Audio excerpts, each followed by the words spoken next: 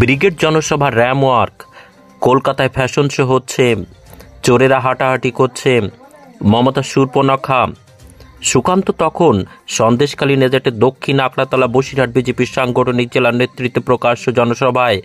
এদিন সন্দেশখালীর পাত্রপাড়ায় যে সমস্ত বিজেপি মহিলা কর্মী আন্দোলন করেছিল তাদেরকে একদিকে সংবর্ধনা, তাদের নিরাপত্তা, এমনকি তাদের জন্য সেবা কেন্দ্র খোলা হয়েছে সন্দেশখালী জেলিয়াখালীতে।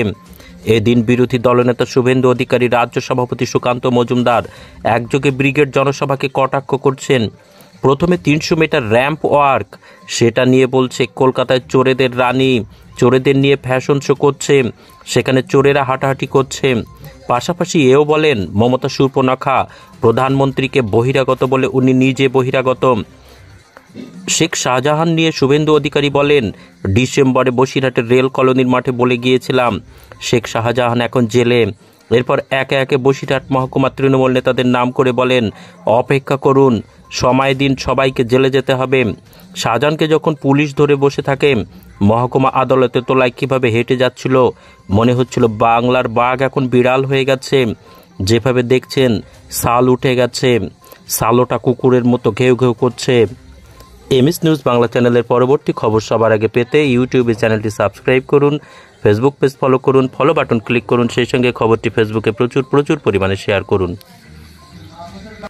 পাচারকারী আপনাদের জন্য নরেন্দ্র মোদীজি যে চাল গম ডাল পাঠান, সেই চাল গম ডাল জ্যোতিপ্রিয় মল্লিক, বাকিবুর রহমানদের সাথে নিয়ে বাংলাদেশের সাতক্ষীরাতে পাচারের কাজে শাহজাহানরা লিপ্ত ছিল।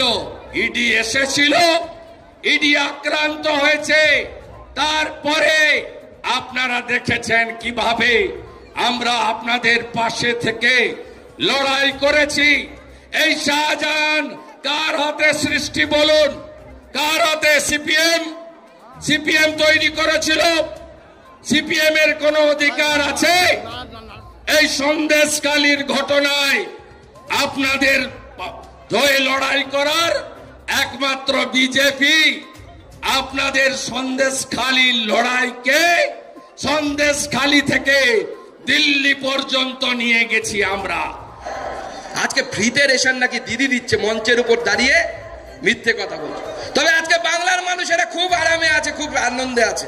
বলছে আজকে চুরি হওয়ার কোনো সমস্যা নেই, কারণ সব চোর আজকে ব্রিগেডে, মঞ্চের উপরে সব চোরেরা বসে আছে, যত চোর। কালকে সাংবাদিকরা বলছে, আমাকে জিজ্ঞেস করেছে, দাদা ঐতিহাসিক সভা নাকি হতে চলেছে। বলে কেন? বলে মঞ্চের ভেতর দিয়ে নাকি র্যাম্প বানিয়েছে, মাঠের ভেতরে র্যাম্প মানে যেখানে ফ্যাশন শো হয়। তাই ভাবলাম অভিষেক বাবু একটু জিম টিম করে বডি কমিয়েছেন, একটু ওয়েট কমিয়েছেন। আগে আমার মতোই মোটা ছোটা ছিল, এখন একটু কম করেছে। পাশে হাঁটবে মিমি, নুসরাত। আমি ভাবলাম দারুণ, আপনাদের সাংসদ, ভারত র্যাম্প শো হবে, ভালো ফ্যাশন শো হবে, ঐতিহাসিক সভা হবে। আমি বলে হ্যাঁ ঐতিহাসিক তো। বলে ওয়ার্ল্ড রেকর্ড হতে যাচ্ছে, গিনিস বুকের নাম ওঠা উচিত। আমি বললাম, বলে কেন? সাংবাদিকরা আমাকে প্রশ্ন করছে। বলছে মঞ্চের উপরে এত চোর একসাথে পৃথিবীর কোথাও দেখা যায় না, এই বিরল দৃশ্য। আমরা ছোটবেলায় পড়তাম